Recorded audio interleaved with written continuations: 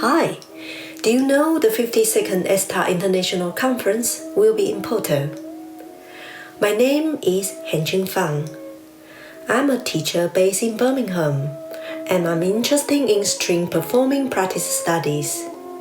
The topic of my lecture is the legacy of Leopold Auer, his connection, adoption, and creation.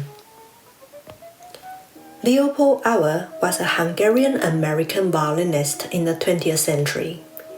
He was the teacher of many great violinists and is also the rightful founder of the Russian violin school.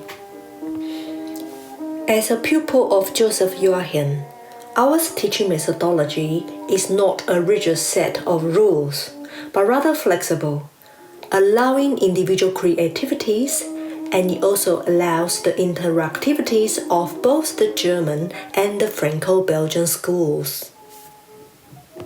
In the lecture, I aim to tackle subjects including tone production, boho, and Auer's bowing techniques. Then I will analyze the development of the Russian violin school in the early stage.